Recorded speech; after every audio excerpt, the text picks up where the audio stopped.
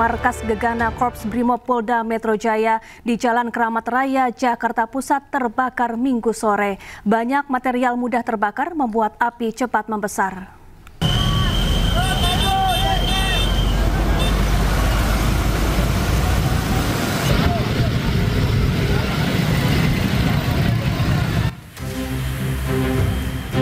Markas Gegana Korps Brimob Polda Metro Jaya di Jalan Keramat Raya, Senen, Jakarta Pusat terbakar Minggu sore.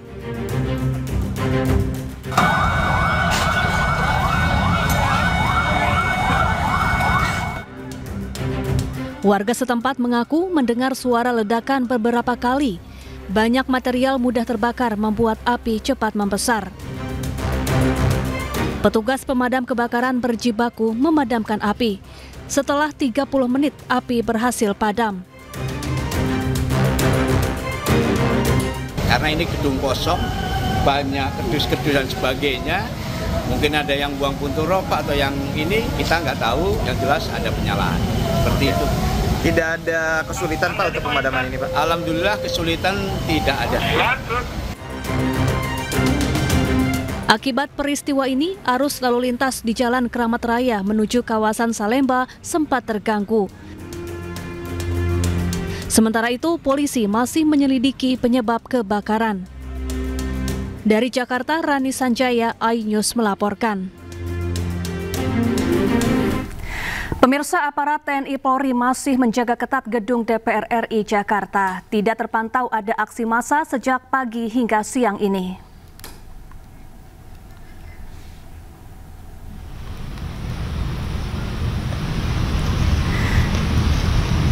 Petugas TNI dan Polri terus berjaga-jaga di gedung DPR RI Jakarta. Kendaraan taktis juga masih bersiaga di lokasi.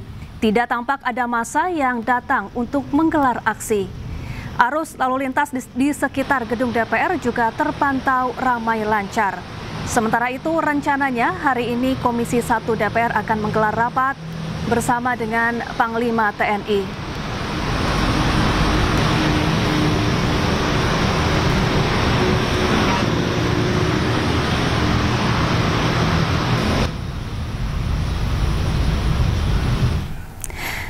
Pemirsa, hari ini Komisi 1 DPR RI dan Panglima TNI akan menggelar rapat kerja membahas situasi pasca demo. Dan untuk mengetahui situasi terkini, kita bergabung dengan rekan Henry Aprila di gedung DPR RI. Selamat siang, Henry. Apa saja yang dibahas dalam rapat kerja antara Komisi 1 dengan Panglima TNI dan apakah rapat sudah dimulai? Situasi terkini di Komisi 1 DPR RI, memang informasi yang kami dapatkan untuk rapat ini sudah dimulai sejak pukul 10.00 waktu Indonesia Barat. Yang kemudian untuk rapatnya ini sudah digelar, namun ini informasinya memang digelar secara tertutup.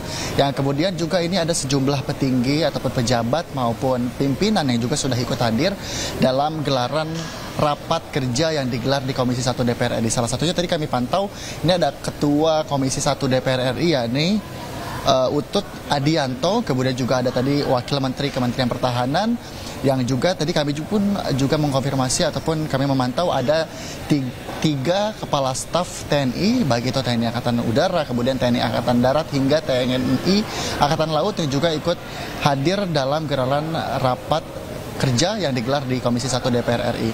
Namun juga tadi kami kalau untuk mengkonfirmasi berkaitan dengan rapat yang digelar oleh Komisi 1 DPR RI ini sendiri, ini Ketua Komisi 1 DPR RI yakni Utut Adianto juga menjelaskan bahwa ini berfokus pada pembahasan mengenai APBN dan juga nota keuangan Kementerian Pertahanan Republik Indonesia. Yang kemudian kalau kami tanya berkaitan dengan kondisi Jakarta yang berkaitan dengan aksi demonstrasi yang terjadi selama dari tanggal 28 hingga tanggal 31 berkaitan dengan keamanan dan juga pertahanan, ini masih berangsur ataupun masih belum ada konfirmasi jawaban ataupun adanya tanggapan berkaitan dengan hal tersebut. Dan tentunya kami pun memantau, tidak hanya itu, kalau memang sebelumnya juga kami lihat ini sejumlah awak media pun juga menghampiri sejumlah tokoh-tokoh, bahkan juga anggota dari Komisi 1 yang berkaitan, ini juga kami menanyakan berkaitan dengan adanya aksi demonstrasi dan meminta tanggapannya. Namun mereka juga merespon bahwa mereka juga tentu membuka adanya diskusi, menerima adanya kritik dan juga saran berkaitan dengan aksi demonstrasi yang terjadi di depan gedung DPR RI berkaitan dengan tuntutan-tuntutan yang mereka harapkan. Dan tentu kami pun juga sampai sejauh ini masih memantau, Syafa, karena sampai sejauh ini untuk rapat sendiri juga digelar secara tertutup. Kami pun juga menunggu hasil rapat di Komisi 1 DPR RI. Kami juga tidak menerima informasi apakah akan juga membahas berkaitan dengan pertahanan juga ketahanan, berkaitan juga dengan adanya aksi demonstrasi dan juga adanya beberapa aksi-aksi anarkis yang juga dilakukan pada saat aksi demonstrasi, dan tentunya meminta tanggapan kepada ketiga kepala staf dari TNI Angkatan Darat, kemudian TNI Angkatan Udara, dan juga TNI Angkatan Laut. Namun juga tadi konfirmasi ataupun adanya keterangan pers yang disampaikan oleh Kepala Staf dari TNI Angkatan Darat yang menyampaikan bahwa untuk berkaitan dengan adanya aksi demonstrasi sendiri ini, TNI Angkatan Darat tentunya juga menerjunkan sejumlah pasukan untuk mengamankan situasi. Bahkan kami pun juga tadi memantau di sekitaran gedung DPR RI ini juga sudah berangsur kondusif, bahkan juga sejumlah arus lalu lintas juga bisa berjalan dengan normal, dan juga sejumlah titik-titik kendaraan ataupun arus lalu lintas juga bisa berjalan dengan lancar. Karena kalau memang sebelumnya telah dilakukan penutupan secara total, untuk saat ini di depan gedung DPR RI, tepatnya di Jalan Gatot Subroto, baik itu jalur tol maupun non-tol, ini juga sudah berjalan dengan kondusif dan juga berjalan dengan lancar. Dan juga sejumlah vandalisme bahkan kerusakan yang terjadi di sekitaran gedung DPR RI pun juga sudah mulai dibenahi.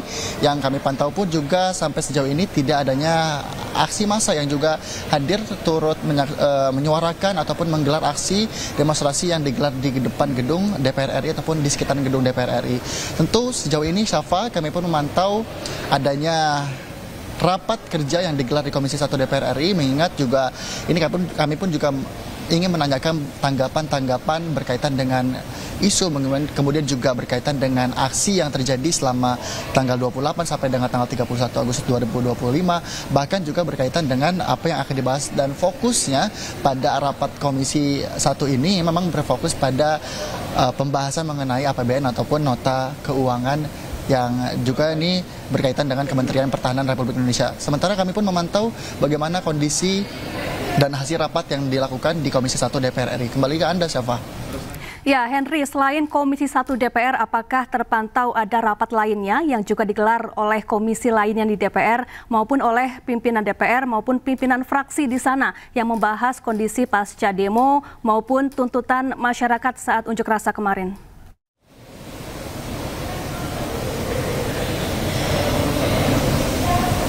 Syafa, mengingat sejumlah aktivitas ini kalau kami pantau memang tidak seramai biasanya. Karena mengingat informasi ini juga kami menerima informasi adanya rapat kerja yang digelar di Komisi 1 DPR RI. Namun kalau kami tadi maksud kami memantau di sekitaran gedung DPR RI, baik itu di Nusantara 1 kemudian di Nusantara 2, ini tidak adanya aktivitas yang memang terlihat cukup signifikan. Yang tandanya memang kami pun memantau bahwa ini informasi yang kami terima hanya ada rapat yang digelar di Komisi 1 DPR RI ini bersama dengan Kementerian Pertahanan dan juga TNI yang juga ini membahas berkaitan dengan adanya pembahasan anggaran ataupun APBN dan juga berkaitan dengan nota keuangan. Namun kami memantau ini tidak juga kami menerima informasi lain berkaitan dengan kegiatan-kegiatan yang dilakukan di gedung DPR RI, tentunya berkaitan dengan rapat dan juga beberapa kegiatan lainnya yang dilakukan di gedung DPR RI setelah adanya pasca demonstrasi yang terjadi di sekitaran Jakarta. Sementara, siapa kembali ke Anda? Baik, terima kasih Henry Aprila langsung dari gedung DPR RI dan selamat bertugas kembali. Ya pemirsa, Jalan Jakarta saat jam berangkat kerja Senin pagi lengang, namun berbeda dengan KRL. Pagi ini warga masih memadati KRL meski imbauan WFH sudah dikeluarkan Pemprov Jakarta. Layanan kereta rel listrik atau KRL Commuter Line rute Jakarta Bogor tetap dipadati penumpang meski kebijakan WFH dan pembelajaran jarak jauh diterapkan di Jakarta. Sejumlah pekerja masih tetap mengandalkan KRL untuk beraktivitas. Menurut para penumpang, perjalanan kereta pagi ini tidak sepadat hari biasanya. Namun penumpang mengeluhkan sulitnya mendapat angkutan umum di jalur lanjutan setelah turun dari stasiun.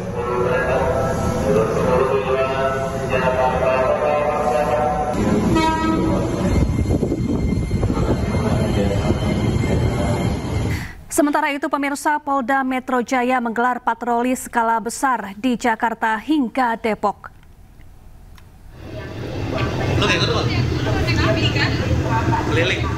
Patroli skala besar bertajuk Patroli Bersama Masyarakat Menjaga Negeri ini mengerahkan 342 personel gabungan yang terdiri dari polisi, TNI, dan Pemprov Jakarta. Ada 3 target sasaran wilayah dalam patroli ini. Kelompok pertama, tim bergerak di wilayah Jakarta Utara ke Jakarta Timur dan berakhir di Jakarta Pusat. Kelompok kedua akan bergerak dari wilayah Jakarta Barat ke Jakarta Pusat dan berakhir di Jakarta Selatan. Sementara wilayah ketiga, patroli di wilayah Jakarta Selatan dan Depok. Patroli untuk menciptakan kembali situasi kondusif bagi masyarakat dilakukan dengan menerapkan SOP ketat. Katanya ada Rasmas Akhir, Mampang, terus nanti lewat Blok M.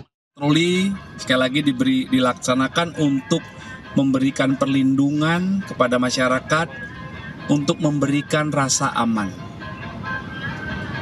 Kami juga mengaturkan terima kasih kepada masyarakat dan semua pihak yang telah bersama-sama berkomitmen secara nyata,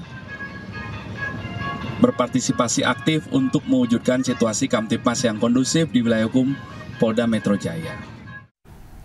Ya, prihatin atas aksi anarkis yang merugikan banyak pihak, sejumlah pengemudi ojek online di Surabaya, Jawa Timur melakukan aksi bersih-bersih. Mereka mengangkut puing-puing sisa perusakan di sejumlah titik.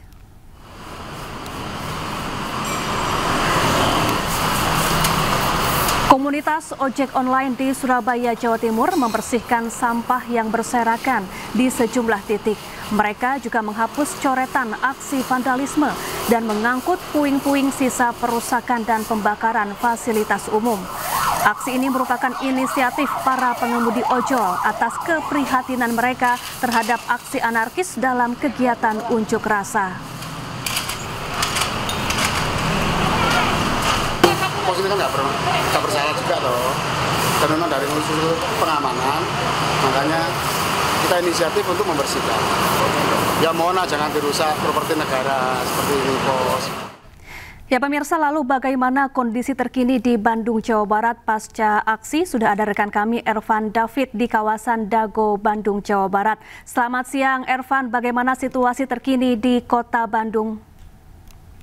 Ya, selamat siang Syafa dan juga pemirsa. Setelah aksi demo selama 3 hari sejak hari Jumat hingga Minggu lalu, pada siang hari ini suasana kota Bandung terlihat lenggang dan terlihat juga petugas sudah melakukan perbaikan serta pembersihan sisa material yang dibakar oleh massa aksi pada pelaksanaan aksi demonstrasi. Dan dapat diperlihatkan pemirsa bahwa saat ini suasana kawasan Jalan Dago sudah kembali normal, dan meski demikian lalu lintas yang ada di kawasan Jalan Dago ini sendiri agak sedikit lenggang dibandingkan dengan minggu-minggu sebelumnya. Dan rencananya di tempat saya melaporkan saat ini, tepatnya di kawasan Taman Cikapayang Dago, Kota Bandung, akan ada aksi damai untuk meredam kericuhan selama 3 hari pasca demonstrasi yang digelar oleh mahasiswa dan juga pengemudi ojek online. Dan dari info yang kami dapatkan bahwa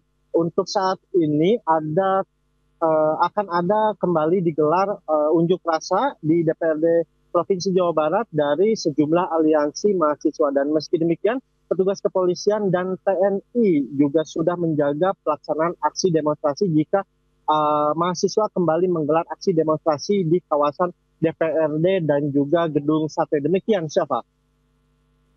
Berapa titik kerusakan akibat aksi unjuk rasa kemarin di Kota Bandung?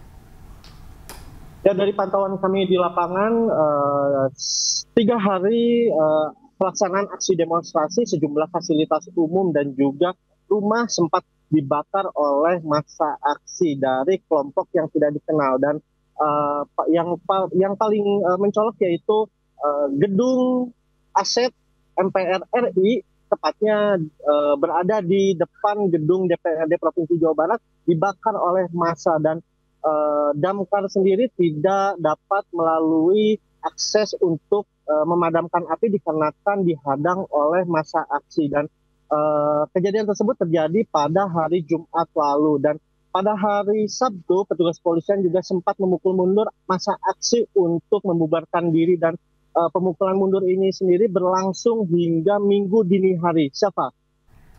Baik, terima kasih Ervan David. Situasi di Bandung kondusif dan selamat bertugas kembali. Pemirsa, polisi menangkap 17 terduga provokator percobaan penyerangan Makobrimob di Cikeas, Bogor, Jawa Barat. Para pelaku menyebarkan ajakan penyerangan di media sosial.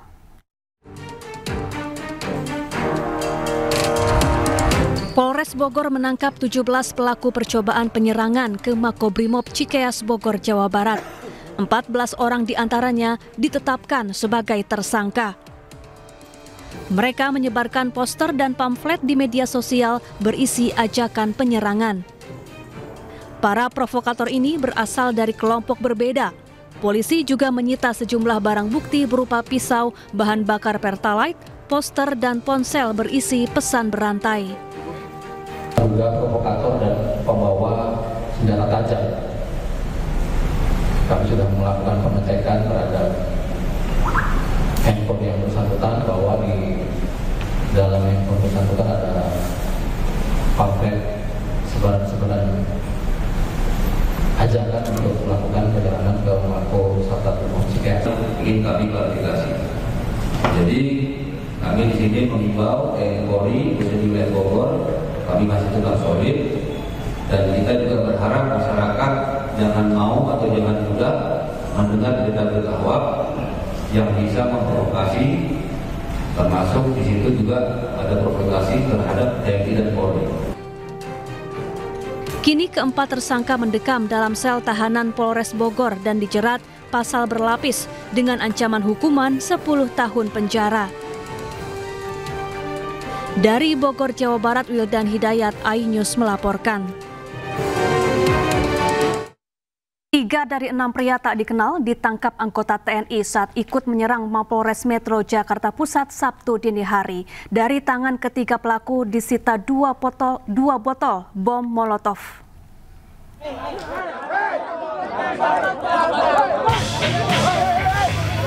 Keributan terjadi di depan Polres Metro Jakarta Pusat. Sejumlah orang yang sebelumnya ikut melakukan penyerangan menggunakan batu, bom Molotov, dan petasan berhasil diamankan aparat TNI. Diduga ketiga pria yang tak dikenal warga luar Jakarta Pusat merupakan provokator yang akan membuat kerusuhan karena dari dalam tas yang dibawa didapati 2 botol bom Molotov. Bilang kamu nggak kenal sama dia. Ya, diam. Aja di dalam. Iya. Hei, saya lihat kau apa? Kok ada buktinya ini tadi ya, teman musuhin ya? Tadi lo ngobrol bareng. Sebelumnya terindikasi ada 6 pria yang ikut melakukan penyerangan di mana 1 botol bom Molotov sudah dilemparkan ke halaman Polres. Namun saat dilakukan penangkapan, ketiga pelaku lainnya berhasil melarikan diri. Bawa bom Molotov. Oh, ini Bang indikasi. Coba Bang, mana Bang? Awalnya mau lempar dia Bang? Iya. Salah tasnya udah dilempar. Ada berapa orang di indikasi, ada berapa orang Bang? 6. Guna pemeriksaan lebih lanjut, ketiga pria ditahan di Polres Metro Jakarta Pusat. Dari Jakarta, Rani Sanjaya, iNews melaporkan. Polres Jakarta Timur bantah ada pengunjuk rasa yang tertembak di depan markasnya. Korban tidak meninggal dunia dan saat ini masih dirawat di rumah sakit.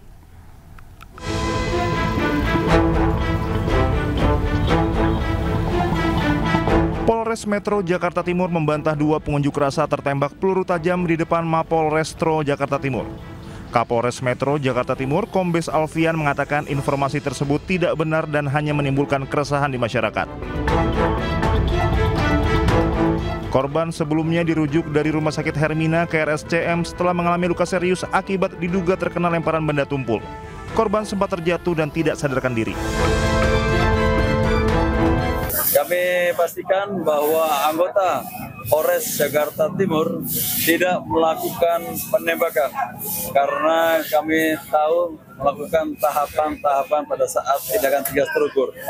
Pada saat itu baru melakukan provokasi dan tentunya yang bersangkutan sudah kita identifikasi dan saat ini sudah ditangani atau dilakukan tindakan medis di RSCM. Dan kami sudah melakukan interview dan kami sudah punya data semuanya. Dan maka dari itu kami sampaikan kepada masyarakat bahwa itu bukan penembakan, namun dikarenakan dapat lemparan dari rekan atau kelompok lainnya. Kapolres Jakarta Timur mengimbau masyarakat agar tidak mudah percaya pada informasi yang belum jelas sumbernya. Dari Jakarta, Rizky Falufi Anyus melaporkan. Proses pemulangan ratusan pelaku kerusuhan di depan markas Polda Jawa Tengah Sabtu lalu diwarnai isak tangis. Sementara di Polda Jawa Barat ada orang tua pingsan karena sedih menunggu kejelasan nasib anaknya yang diamankan.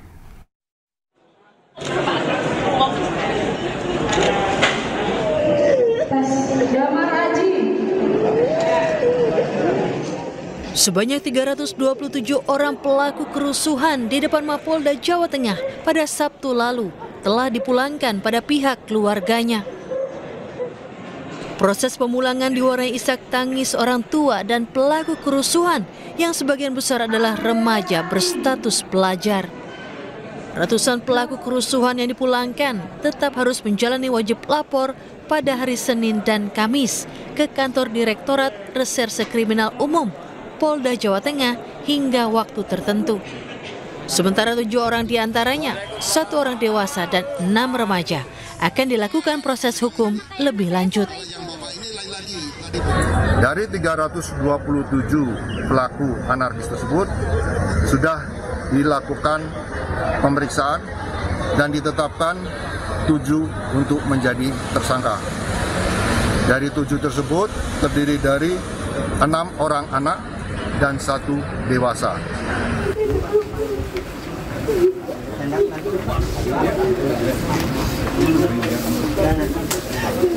Disambut oleh keluarga, para peserta aksi yang dipulangkan polisi sujud syukur di depan gedung Ditreskrimum Polda Jabar Minggu petang.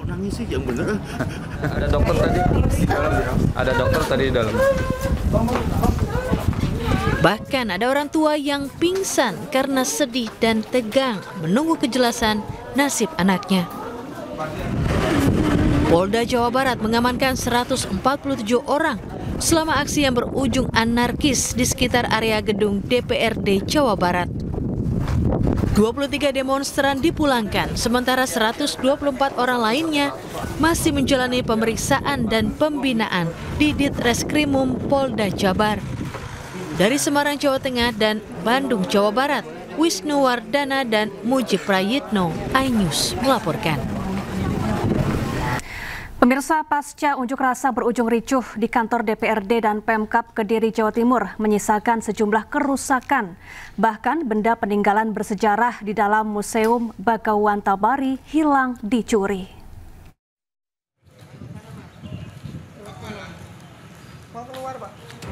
Imbas unjuk rasa yang berujung dengan kericuhan di kantor DPRD dan kantor pemerintahan Kabupaten Kediri, Jawa Timur Sabtu lalu, sejumlah benda bersejarah yang berada di Museum Bagawan Tabari turut menjadi sasaran. Selain merusak seluruh gedung milik Pemkab Kediri dan gedung DPRD, masa aksi juga melakukan perusakan terhadap museum yang berada di dalam satu komplek kantor Pemkab. Bahkan sejumlah benda bersejarah pun diketahui hilang dan rusak. Saya harapkan kalau ada yang sadar, gitu ya, karena ini peninggalan benda bersejarah, cagar budaya, mohon bagi oknum-oknum yang kemarin mungkin dirasa mengambil, silahkan dikembalikan, ditaruh di Pemkab, di mana kalau mungkin malu ngambil, kami berharap sekali untuk itu bisa kembali. Sementara benda bersejarah yang hilang tersebut yakni fragmen kepala Ganesha dan 3 koleksi wastra kain batik. Selain itu benda bersejarah lain yang tak luput dari perusakan yakni miniatur lumbung serta arca bodhisattva. Dari Kabupaten Kediri, Jawa Timur, Adnan Subagio, iNews melaporkan. Pemirsa, Kapolda DIY melayat ke rumah duka mahasiswa Amikom Yogyakarta yang meninggal dunia saat aksi unjuk rasa. Kapolda berjanji akan menyelidiki kematian korban jika keluarga korban mengizinkan.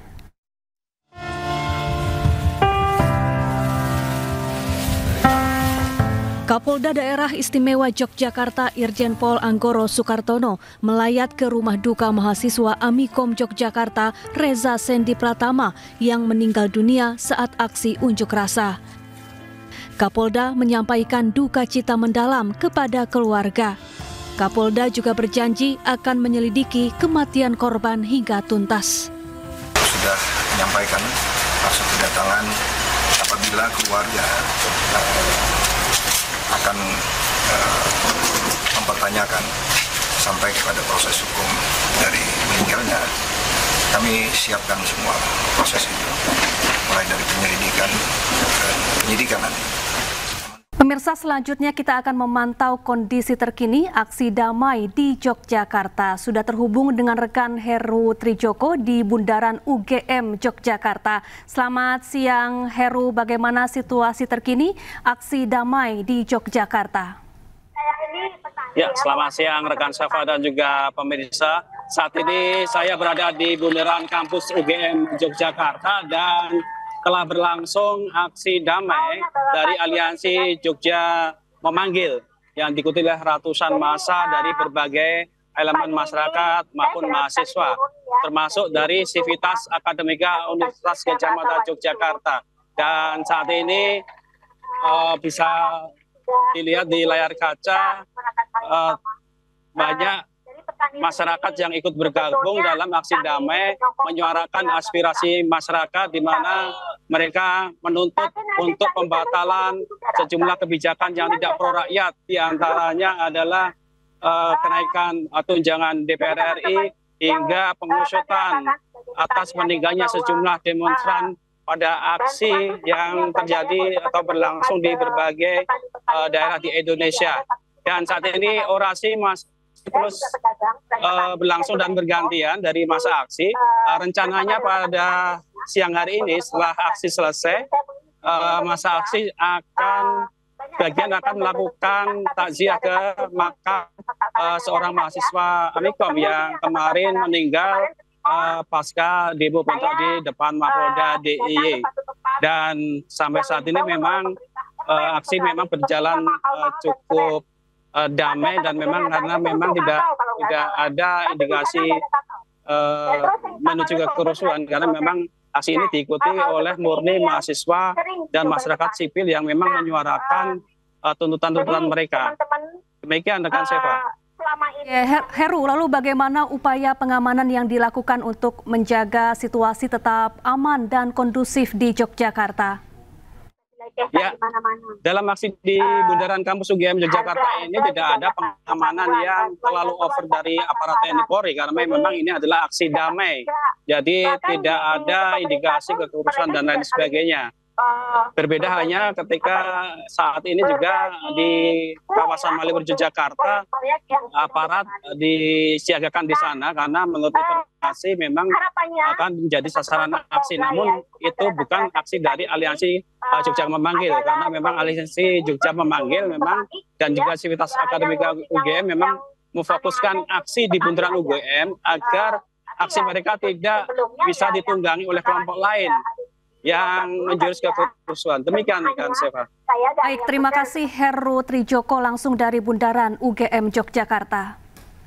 Ya pemirsa, di tengah maraknya aksi unjuk rasa, Ustadz Khalid Basalamah mengajak seluruh masyarakat Indonesia agar tidak terprovokasi dan melakukan tindakan anarkis. Hal yang sama juga disampaikan Uskup Agung Jakarta, Kardinal Ignatius Suharyo yang mengajak seluruh masyarakat saling menjaga satu sama lain. Juga kita ucapkan atau doakan semoga Allah SWT menjaga ketentraman, kedamaian kedaulatan negara kita. Semoga Allah selesaikan perselisihan yang sedang terjadi ini dengan cara yang terbaik dan menyatukan barisan kita untuk selalu menjaga kedaulatan negara kita. Jangan biarkan bisikan-bisikan syaitan terus menipu kita sehingga terus terjadi hal-hal yang anarkis ataupun yang semisalnya. Sekali lagi, semoga Allah SWT menyelamatkan negara kita, menyelamatkan masyarakat kita, dan mari kita semua kembali saling rangkul-merangkul. Dalam keadaan seperti ini, saya menghimbau agar umat, khususnya di wilayah Keuskupan Agung Jakarta, tetap menjaga kejernihan dan keteguhan sikap. Yang kedua, mempererat solidaritas sosial masyarakat untuk kesejahteraan bersama. Ketiga, sebagai warga negara dalam peran yang berbeda-beda, kita diajak, kita dipanggil untuk memikul tanggung jawab sejarah yang terumuskan di dalam pembukaan Undang-Undang Dasar 1945. Mari kita menjaga Jakarta, kita saling menjaga, kita menjaga Indonesia. Akbar Basri Minggu malam. Almarhum Muhammad Akbar Basri merupakan staf humas dan protokol DPRD Kota Makassar yang menjadi salah satu korban tewas dalam pembakaran kantor DPRD Kota Makassar oleh kelompok tak dikenal Jumat malam lalu. Kedatangan Menteri Agama berserta rombongannya disambut haru pihak keluarga almarhum Muhammad Akbar Basri. Di hadapan keluarga, Nasaruddin Umar menyampaikan bela sungkawa serta turut memanjatkan doa bagi almarhum dan berharap agar peristiwa serupa tidak terjadi lagi. Saya memang secara pribadi dan juga sekaligus diutus oleh pihak istana menyampaikan rasa belasungkawa yang sedalam-dalamnya kepada keluarga almarhum. Ya, menyesal sekali kejadian ini terjadi ya. Dan kami dititipkan semoga Allah Subhanahu wa taala memberikan ketabahan buat keluarga yang ditinggal.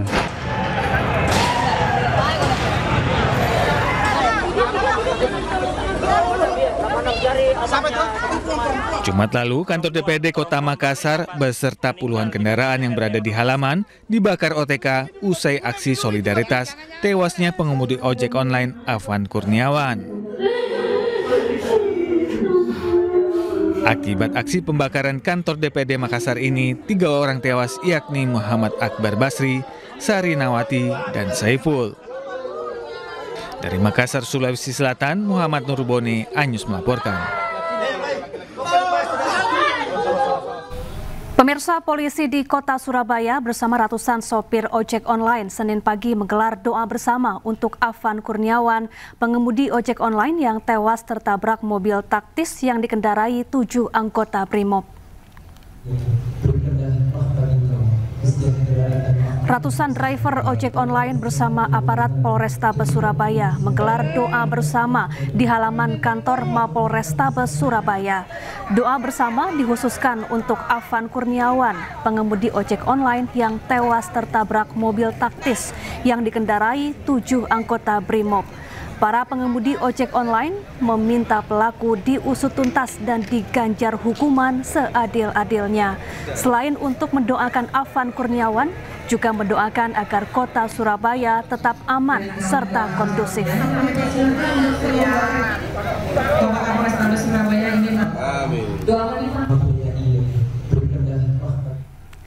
Ribuan prajurit TNI bersama Panglima TNI Jenderal Agus Subianto hari ini menggelar doa istighosah di kawasan Monas, Jakarta Pusat. Acara menjadi ikhtiar spiritual untuk memperkuat persatuan bangsa di tengah dinamika kehidupan bernegara. Dalam suasana khidmat, istighosah tak hanya diikuti prajurit TNI, tapi juga ratusan anak yatim sebagai simbol doa tulus generasi penerus bangsa. Ustadz Adi Hidayat memberikan ceramah dan menyampaikan pesan mendalam pentingnya menjaga spiritualitas sebagai fondasi kekuatan bangsa. Kegiatan doa bersama di Monas ini menjadi pengingat bahwa kekuatan bangsa tak hanya lahir dari ketangguhan militer, tapi juga dari kekuatan iman dan doa rakyat. TNI menegaskan komitmennya untuk menjaga soliditas, memperkuat sinergi lintas elemen bangsa, serta tetap dekat dengan rakyat sebagai fondasi persatuan Indonesia.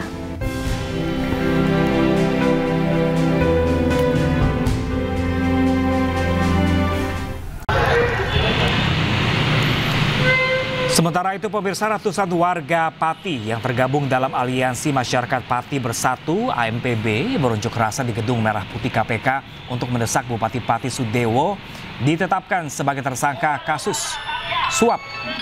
Di mana aksi unjuk rasa damai mendesak lembaga anti rasuah KPK menetapkan Bupati Pati Sudewo sebagai tersangka kasus suap proyek Direktorat Jenderal Perkereta-apian Kementerian Perhubungan. Ratusan warga Pati ini tiba di Jakarta menggunakan 10 bus.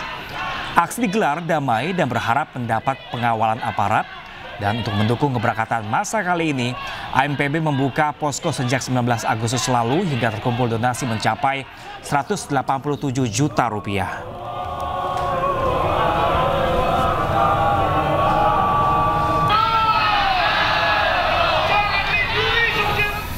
Dan pemirsa, untuk mengetahui informasi terkini dari KPK, pemirsa, kita langsung bergabung dengan rekan kami Ismalia langsung dari lokasi. Selamat siang, rekan Ismalia, seperti apakah pergerakan massa dari Pati yang saat ini sudah menyerahkan surat ke KPK?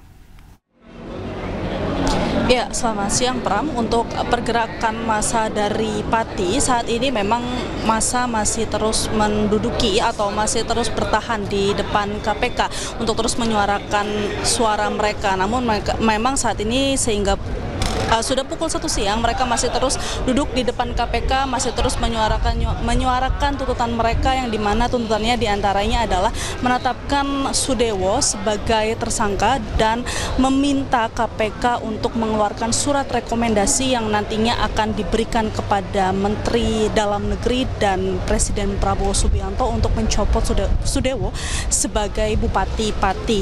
Dan memang tadi juga masyarakat atau wakil dari massa dari Bupati ini melakukan audiensi dengan pihak KPK. Mereka bilang bahwa KPK saat ini juga sedang menimbang permintaan dari masyarakat Pati yang datang ke KPK untuk menyuarakan suara mereka. Mereka diminta menunggu, tapi hingga saat ini dari KPK belum ada pernyataan resmi.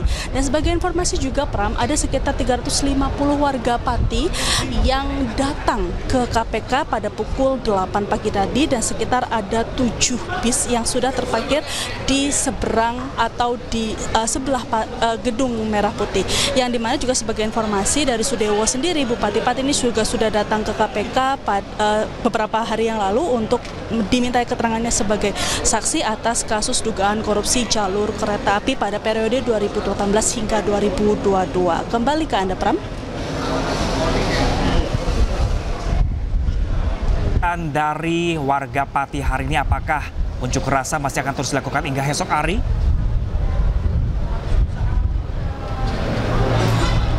Ya, Pram, bisa diulang pertanyaannya?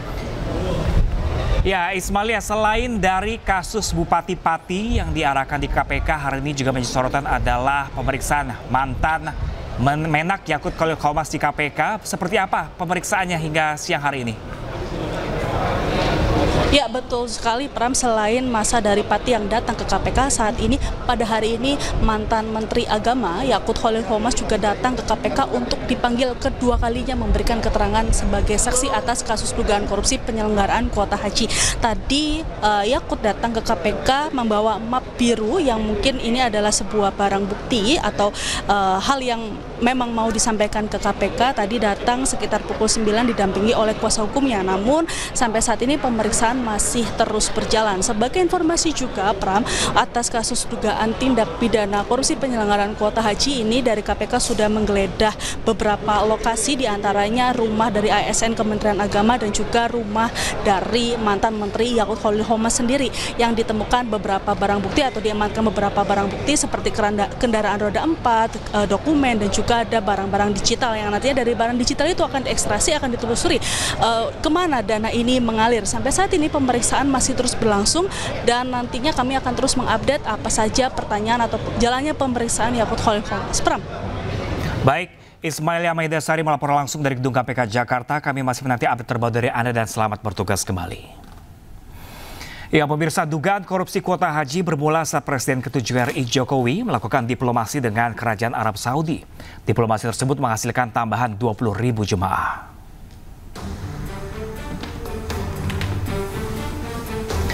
Berdasarkan aturan, tambahan kuota haji tersebut dibagi berdasarkan persentase, yakni 8% atau 1.600 untuk jemaah haji khusus dan 92% atau 18.400 untuk jemaah haji reguler.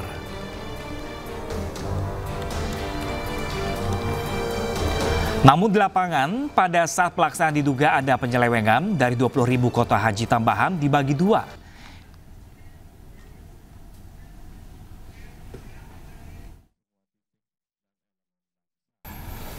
Kembali bersama kami di Ayu Siang, pemirsa. Komisi Pemberantasan Korupsi kembali memanggil mantan Menteri Agama Yakut Khalil Qomas hari ini. Yakut akan diperiksa sebagai saksi kasus dugaan korupsi kuota ibadah haji 2024. Ya, pemirsa, pemanggilan Yakut hari ini merupakan yang kedua. Sebelumnya Yakut dipanggil pada 7 Agustus lalu.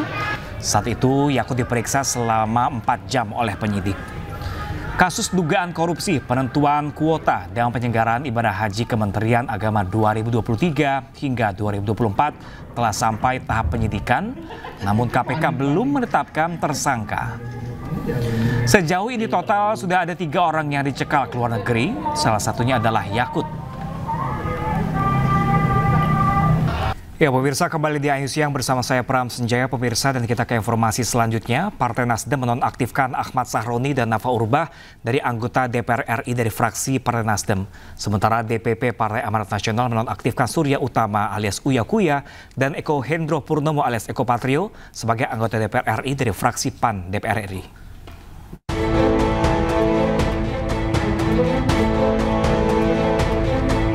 Partai Nasdem menonaktifkan Ahmad Sahroni dan Nafa Urbah dari anggota DPR RI dari fraksi Partai Nasdem. Nafa Urbah dan Ahmad Sahroni, anggota DPR RI dari fraksi Nasdem, resmi dinonaktifkan per 1 September 2025 besok. Keduanya mendapat sorotan tajam dari publik sepekan terakhir terkait penambahan tunjangan anggota DPR. Pernyataan penonaktifan tersebut disampaikan Sekjen Nasdem Hermawi Taslim pada Minggu siang. Ada pernyataan dari para wakil rakyat, khususnya anggota DPR RI dari fraksi Partai Nasdem yang telah menyinggung dan mencederai perasaan rakyat. Dan hal tersebut merupakan penyimpangan terhadap perjuangan Partai Nasdem. 5. Bahwa atas pertimbangan hal-hal tersebut di atas, dengan ini DPP Partai Nasdem menyatakan terhitung sejak Senin 1 September 2025, DPP Partai Nasdem menonaktifkan Saudara Ahmad Sahroni dan Nafa Urbah sebagai anggota DPR RI dari fraksi Partai Nasdem. Sementara DPP Partai Amanat Nasional menonaktifkan Surya Utama alias Uya Kuya dan Eko Hendro Purnomo alias Eko Patrio sebagai anggota DPR RI dari fraksi PAN terhitung sejak Senin besok. Eko dan Uya dinonaktifkan setelah ramainya aksi di wilayah Jakarta sejak Senin lalu. Keduanya dinilai telah memantik kemarahan masyarakat. DPP Partai Amanat Nasional memutuskan untuk menonaktifkan saudaraku Eko Hendro Purnomo dan saudaraku Surya Utama sebagai anggota DPR RI dari fraksi Partai Amanat Nasional DPR RI terhitung sejak hari Senin 1 September 2025. 5. Partai Amanat Nasional menghimbau kepada masyarakat untuk bersikap tenang, sabar, dan mempercayakan secara penuh kepada pemerintah yang dipimpin oleh Presiden Prabowo Subianto untuk menyelesaikan persoalan ini secara tepat, cepat, dan selalu berpihak kepada rakyat, serta untuk kemajuan bangsa Indonesia ke depan. Selain itu, PAN juga mengimbau masyarakat untuk tenang, sabar, dan mempercayakan secara penuh kepada pemerintah yang dipimpin Presiden Prabowo Subianto untuk menyelesaikan persoalan ini secara tepat, cepat, dan selalu berpihak kepada rakyat serta untuk kemajuan bangsa Indonesia ke depan. Tim Liputan iNews melaporkan. Selanjutnya, pemirsa, Partai Golkar juga menonaktifkan kadernya Adis Kadir dari keanggotaan DPR RI terhitung 1 September 2025. Hal ini dilakukan sebagai upaya partai memperkuat disiplin dan etika bagi anggota DPR RI dari Partai Golkar. Di sisi lain, DPP Partai Golkar menegaskan upaya partai untuk memperkuat disiplin dan etika bagi anggota DPR RI dari Partai Golkar. Berdasarkan pertimbangan itu, Dewan Pimpinan Pusat Partai Golkar secara resmi menonaktifkan Saudara Adis Kadir sebagai anggota DPR RI dari fraksi Partai Golkar terhitung sejak Senin 1 September 2025. Sementara itu, pemirsa, Presiden Prabowo Subianto menyebut para ketua umum parpol telah mengambil langkah tegas dengan menonaktifkan anggota DPR RI yang telah menyampaikan pernyataan keliru. Selain itu, Presiden Prabowo menyebut DPR juga dipastikan akan melakukan pencabutan beberapa kebijakan soal besaran tunjangan anggota DPR RI. Dalam rangka menyikapi apa yang menjadi aspirasi murni dari masyarakat, saya menerima laporan dari para ketua umum partai politik bahwa mereka telah mengambil langkah tegas terhadap anggota DPR masing-masing terhitung sejak hari Senin 1 September 2025, yaitu terhadap anggota DPR masing-masing yang telah mungkin menyampaikan pernyataan-pernyataan yang keliru. Kemudian para pimpinan DPR menyampaikan akan dilakukan pencabutan beberapa kebijakan DPR RI termasuk besaran tunjangan anggota DPR dan juga moratorium kunjungan kerja ke luar negeri. Langkah tegas tadi yang dilakukan ketua umum partai politik adalah mereka masing-masing dicabut dari keanggotaannya di DPR RI. Dan juga para pimpinan DPR telah berbicara dan para ketua umum partai juga sudah menyampaikan melalui ketua fraksi masing-masing bahwa para anggota DPR harus selalu peka dan selalu berpihak kepada kepentingan rakyat. Kami menghormati kebebasan berpendapat seperti diatur dalam United Nations International Covenant on Civil and Political Rights pasal 19 dan Undang-Undang Nomor 9 tahun 1998. Penyampaian aspirasi bisa dilakukan secara damai. Namun, jika dalam pelaksanaannya terdapat kegiatan-kegiatan yang bersifat anarkis, destabilisasi negara, merusak atau membakar fasilitas umum sampai adanya korban jiwa, mengancam dan menjarah rumah-rumah dan instansi-instansi publik maupun rumah-rumah pribadi, hal itu merupakan pelanggaran hukum dan negara wajib hadir dan melindungi rakyatnya. Para aparat yang bertugas harus melindungi masyarakat, menjaga fasilitas-fasilitas umum yang dibangun dari uang rakyat. Aparat yang bertugas juga harus menegakkan hukum apabila ada pelanggaran-pelanggaran yang mengancam kehidupan masyarakat luas. Ketua Umum Partai Demokrat AHY menyatakan sikap ke depan atas situasi tanah air. AHY setuju menolak tunjangan DPR RI yang menjadi tuntutan masyarakat. Ia juga minta agar kader Demokrat menjaga sikap dan lisan untuk tidak menyakiti hati rakyat. Tentunya saya juga menyampaikan pesan-pesan serupa agar seluruh kader Partai Demokrat termasuk khususnya para wakil rakyat baik di DPR RI, DPRD provinsi maupun kabupaten kota bisa bukan hanya menjaga diri, ingat menjaga lisan itu penting sekali, jangan menyakiti perasaan masyarakat. Hal yang mungkin kita anggap biasa tetapi begitu mendasar, sensitif bagi masyarakat, janganlah kemudian kita ringan melukai perasaan masyarakat. Itu pesan saya kepada seluruh kader Demokrat terkait dengan kritik termasuk desakan berbagai kalangan masyarakat agar ditunda atau dihentikan tunjangan yang dianggap kurang tepat dihadapkan dengan situasi saat ini, apalagi ada sejumlah anggota dewan yang mungkin mengungkapkannya secara kurang simpatik. Kami dengan tegas mengatakan menolak. Jadi artinya kami tidak ingin itu menjadi isu yang berlarut-larut. Kita tolak karena sekali lagi suasana dan situasinya belum tepat. Setelah sebelumnya diisukan mengundurkan diri, Sri Mulyani justru muncul di rapat Kabinet Paripurna.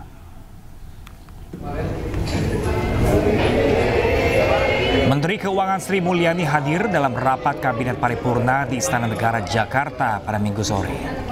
Rapat yang berlangsung selama 2 jam dipimpin oleh Presiden Prabowo Subianto. Sementara itu Menko Perekonomian Erlangga Hartarto menegaskan mundurnya Sri Mulyani tidaklah benar.